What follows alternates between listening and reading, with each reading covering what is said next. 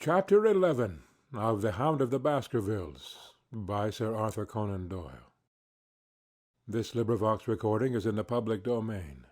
Read by Bob Neufeld. Chapter 11. The Man on the Tor. The extract from my private diary which forms the last chapter has brought my narrative up to the 18th of October, a time when these strange events began to move swiftly towards their terrible conclusion.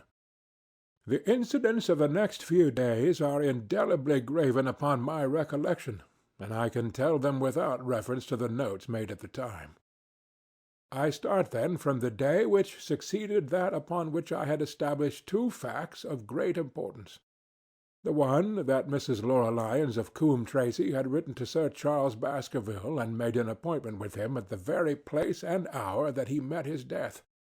The other, that the lurking man upon the moor was to be found among the stone huts upon the hillside.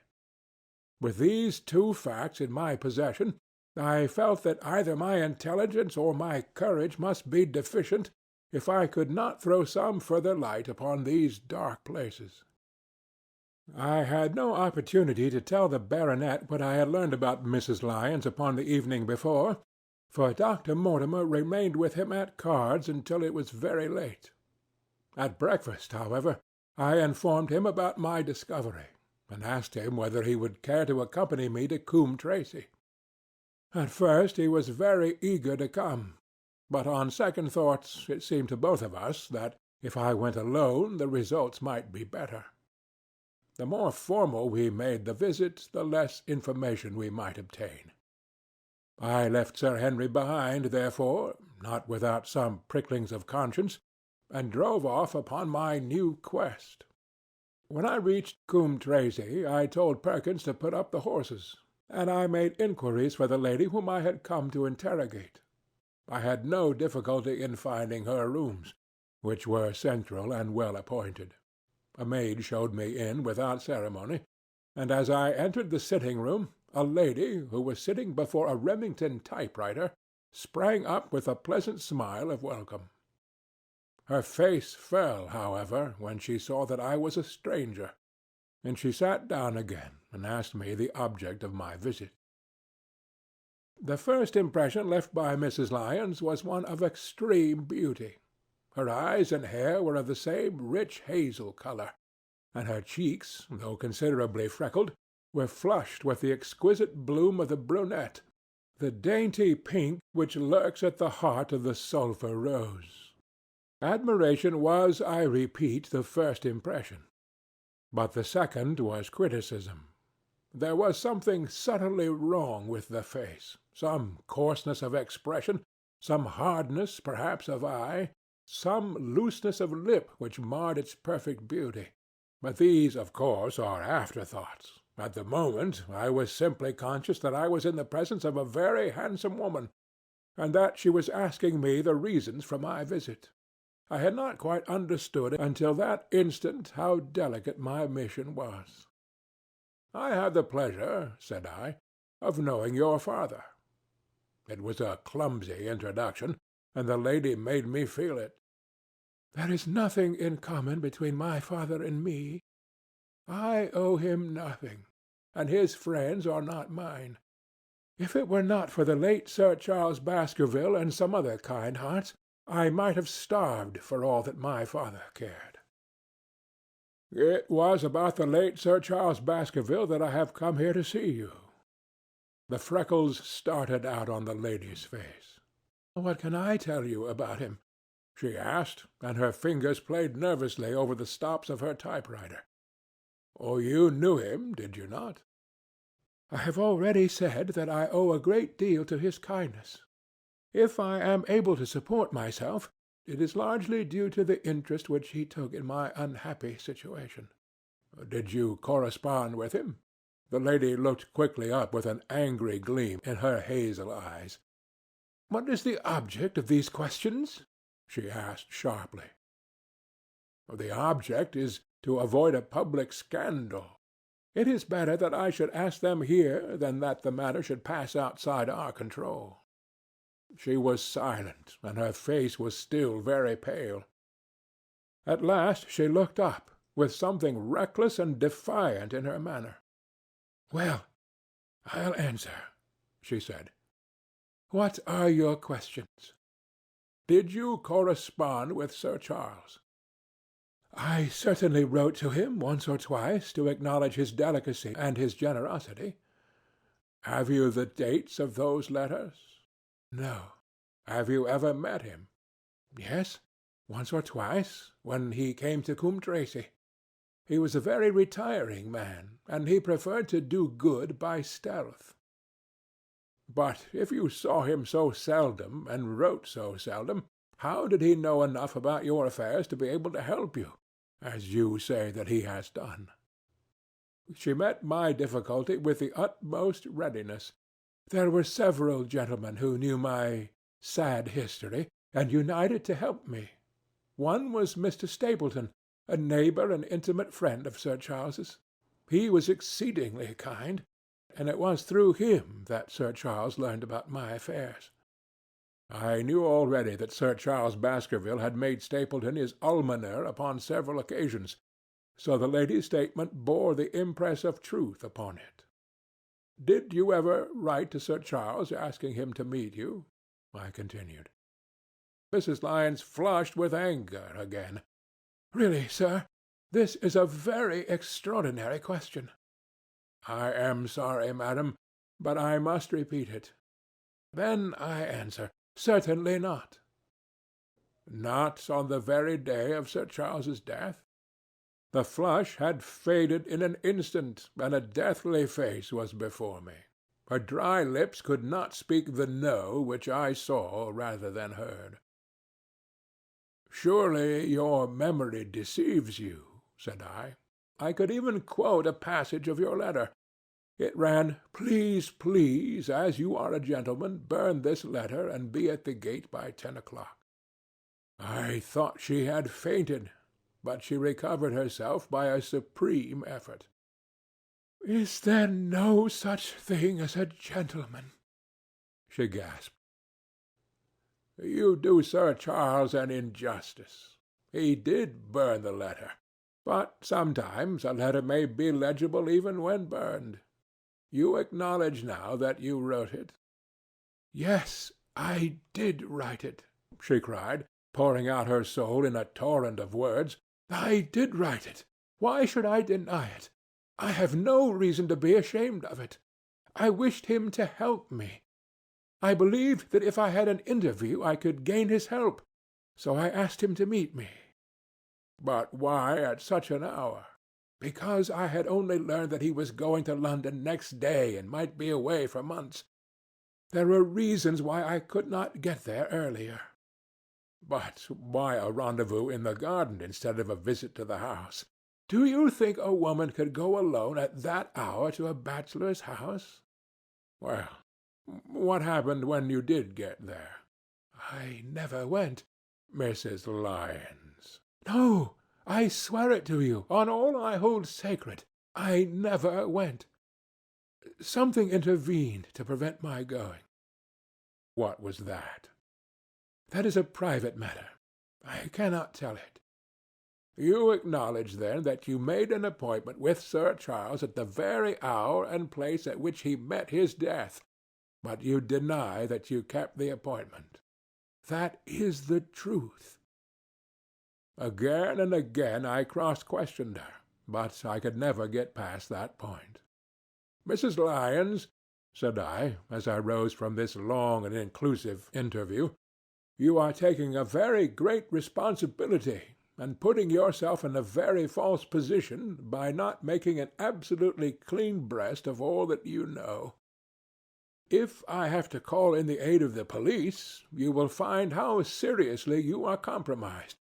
If your position is innocent, why did you in the first instance deny having written to Sir Charles upon that date?" "Because I feared that some false conclusion might be drawn from it, and that I might find myself involved in a scandal." "And why were you so pressing that Sir Charles should destroy your letter?" "If you have read the letter, you will know." "I did not say that I had read all the letter." You quoted some of it. I quoted the postscript. The letter had, as I said, been burned, and it was not all legible.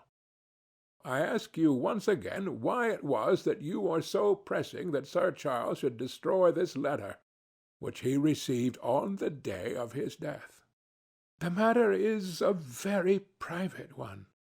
The more reason why you should avoid a public investigation. I will tell you, then. If you have heard anything of my unhappy history, you will know that I made a rash marriage and had reason to regret it. I have heard so much. My life has been one incessant persecution from a husband whom I abhor. The law is upon his side, and every day I am faced by the possibility that he may force me to live with him. At the time that I wrote this letter to Sir Charles, I had learned that there was a prospect of my regaining my freedom, if certain expenses could be met. It meant everything to me. Peace of mind, happiness, self-respect, everything. I knew Sir Charles's generosity, and I thought that if he heard the story from my lips, he would help me. Then how is it that you did not go? Because I received help in the interval from another source. Why, then, did you not write to Sir Charles and explain this? So I should have done had I not seen his death in the paper next morning.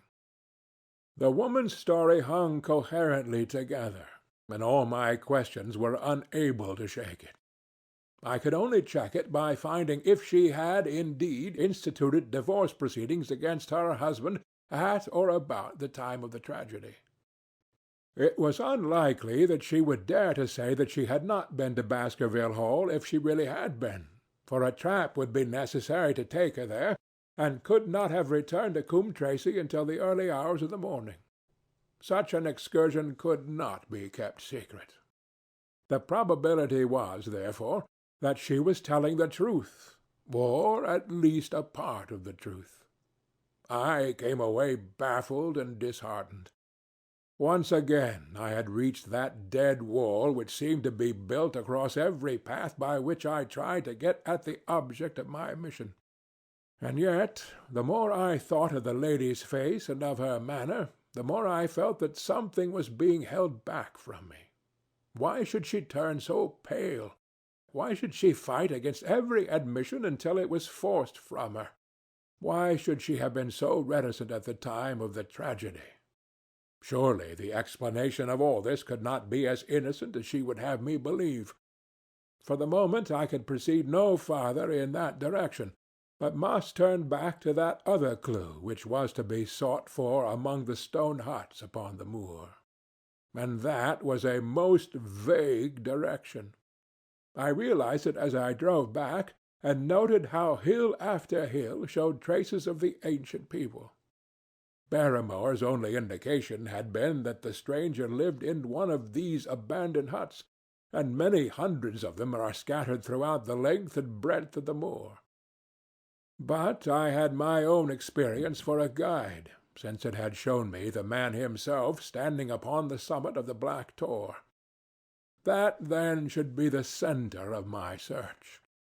From there I should explore every hut upon the moor until I lighted upon the right one.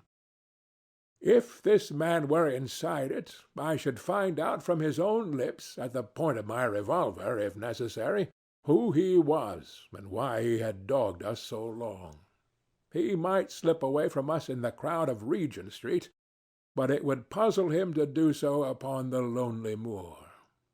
On the other hand, if I should find the hut and its tenant should not be within it, I must remain there, however long the vigil, until he returned. Holmes had missed him in London. It would indeed be a triumph for me if I could run him to earth where my master had failed.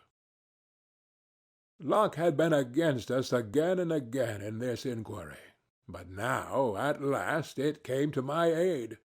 And the messenger of good fortune was none other than Mr. Frankland, who was standing, grey-whiskered and red-faced, outside the gate of his garden, which opened onto the high road along which I travelled. "Good day, Mr. Watson," cried he with unwonted good humour. "You must really give your horses a rest, and come in to have a glass of wine and to congratulate me." My feelings towards him were very far from being friendly after what I had heard of his treatment of his daughter, but I was anxious to send Perkins in the wagonette home, and the opportunity was a good one. I alighted and sent a message to Sir Henry that I should walk over in time for dinner. Then I followed Franklin into his dining-room. "It is a great day for me, sir, one of the red-letter days of my life," he cried with many chuckles. "I have brought off a double event. I mean to teach them in those parts that law is law, and that there is a man here who does not fear to invoke it. I have established a right-of-way through the centre of old Middleton's Park, slap across it, sir, within 100 yards of his own front door. What do you think of that? We'll teach these magnates that they cannot ride roughshod over the rights of the commoners, confound them. And I've closed the wood where the Fernworthy folk used to picnic. These infernal people seem to think that there are no rights of property, and that they can swarm where they like with their papers and their bottles. Both cases decided, Dr. Watson, and both in my favor. I haven't had such a day since I had Sir John Morland for trespass, because he was shot in his own warren." "How on earth did you do that?" "Look it up in the books, sir. It will repay reading. Franklin versus Morland, Court of Queen's Bench. It cost me £200, but I got my verdict." "Did it do any good?" "None, sir, none. I am proud to say that I had no interest in the matter. I act entirely from a sense of public duty. I have no doubt, for example, that the Fernworthy people will burn me in effigy tonight. I told the police last time they did it that they should stop these disgraceful exhibitions. The county constabulary is in a scandalous state, sir, and it has not afforded me the protection to which I am entitled. The case of Franklin versus Regina will bring the matter before the attention of the public. I told them that they would have occasion to regret their treatment of me, and already my words have come true." "How so?" I asked. The old man put on a very knowing expression. "Because I could tell them what they are dying to know, but nothing would induce me to help the rascals in any way." I had been casting round for some excuse by which I could get away from his gossip, but now I began to wish to hear more of it. I had seen enough of the contrary nature of the old sinner to understand that any strong sign of interest would be the surest way to stop his confidences. "Some poaching case, no doubt," said I, with an indifferent manner. "Ha, ha, my boy! A very much more important matter than that. What about the convict on the moor?" I started. "You don't mean that you know where he is?" said I. "I may not know exactly where he is, but I am quite sure that I could help the police to lay their hands on him. Has it never struck you that the way to catch that man was to find out where he got his food and so trace it to him? He certainly seemed to be getting uncomfortably near the truth." "No doubt," said I. "But how do you know that he is anywhere upon the moor?" "I know it because I have seen with my own eyes the messenger who takes him his food." My heart sank for Barrymore. It was a serious thing to be in the power of this spiteful old busybody. But his next remark took a weight from my mind.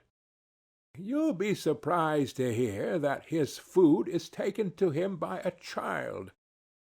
I see him every day through my telescope upon the roof. He passes along the same path at the same hour, and to whom should he be going except to the convict?"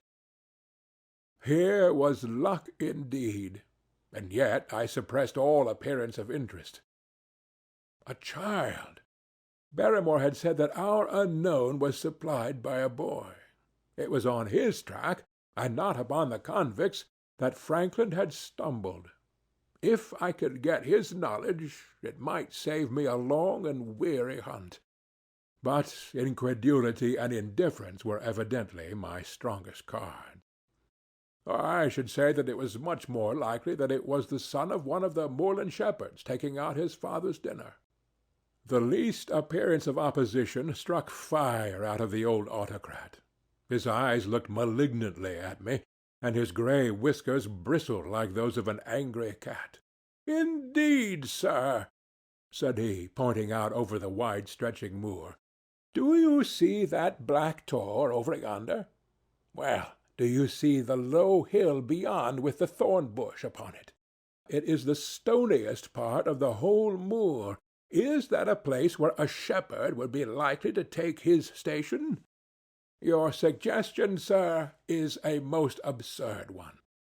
I meekly answered that I had spoken without knowing all the facts. My submission pleased him, and led him to further confidences. "You may be sure, sir, that I have very good grounds before I come to an opinion. I have seen the boy again and again with his bundle, every day, and sometimes twice a day. I have been able— But wait a moment, Dr. Watson. Do my eyes deceive me, or is there at the present moment something moving upon that hillside?" It was several miles off, but I could distinctly see a small dark dot against the dull green and gray. "Come, sir, come!" cried Frankland, rushing upstairs. "You will see with your own eyes, and judge for yourself." The telescope, a formidable instrument mounted upon a tripod, stood upon the flat leads of the house. Frankland clapped his eye to it, and gave a cry of satisfaction. "Quick, Dr. Watson, quick, before he passes over the hill." There he was, sure enough, a small urchin with a little bundle upon his shoulder, toiling slowly up the hill. When he reached the crest, I saw the ragged, uncouth figure outlined for an instant against the cold blue sky. He looked round him with a furtive and stealthy air, as one who dreads pursuit. Then he vanished over the hill. "Well, am I right?" "Certainly, there is a boy who seems to have some secret errand." "And what the errand is, even a county constable could guess. But not one word shall they have from me, and I bind you to secrecy also, Dr. Watson. Not a word. You understand?" "Just as you wish." "They have treated me shamefully, shamefully. When the facts come out in Frankland versus Regina, I venture to think that a thrill of indignation will run through the country.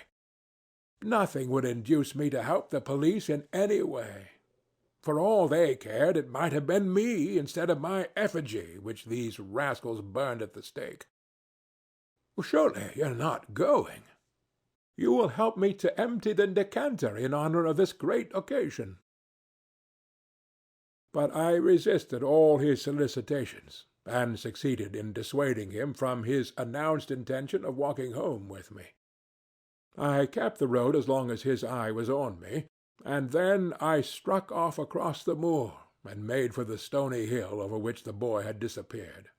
Everything was working in my favor, and I swore that it should not be through lack of energy or perseverance that I should miss the chance which fortune had thrown in my way.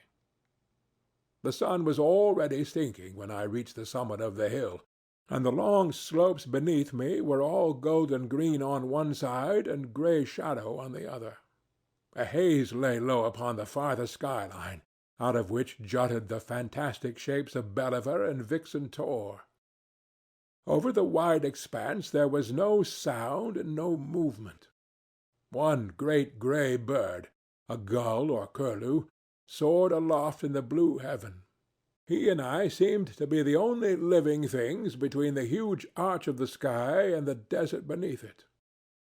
The barren scene, the sense of loneliness, and the mystery and urgency of my task all struck a chill into my heart. The boy was nowhere to be seen, but down beneath me in a cleft of the hills there was a circle of the old stone huts, and in the middle of them there was one which retained sufficient roof to act as a screen against the weather. My heart leaped within me as I saw it. This must be the burrow where the stranger lurked. At last my foot was on the threshold of his hiding-place. His secret was within my grasp. As I approached the hut, walking as warily as Stapleton would do when with the poised net he drew near the settled butterfly, I satisfied myself that the place had indeed been used as a habitation. A vague pathway among the boulders led to the dilapidated opening which served as a door. All was silent within. The unknown might be lurking there, or he might be prowling the moor. My nerves tingled with the sense of adventure. Throwing aside my cigarette, I closed my hand upon the butt of my revolver, and, walking swiftly up to the door, I looked in. The place was empty. But there were ample signs that I had not come upon a false scent. This was certainly where the man lived. Some blankets rolled in a waterproof lay upon that very stone slab upon which Neolithic man had once slumbered. The ashes of a fire were heaped in a rude grate. Beside it lay some cooking utensils and a bucket half full of water. A litter of empty tins showed that the place had been occupied for some time, and I saw, as my eyes became accustomed to the checkered light, a pannikin and a half-full bottle of spirits standing in the corner. In the middle of the hut a flat stone served the purpose of a table, and upon this stood a small cloth bundle, the same, no doubt, which I had seen through the telescope upon the shoulder of the boy. It contained a loaf of bread, a tinned tongue, and 2 tins of preserved peaches. As I set it down again, after having examined it, my heart leaped to see that beneath it there lay a sheet of paper with writing upon it. I raised it, and this was what I read, roughly scrawled in pencil. Dr. Watson has gone to Coombe Tracey.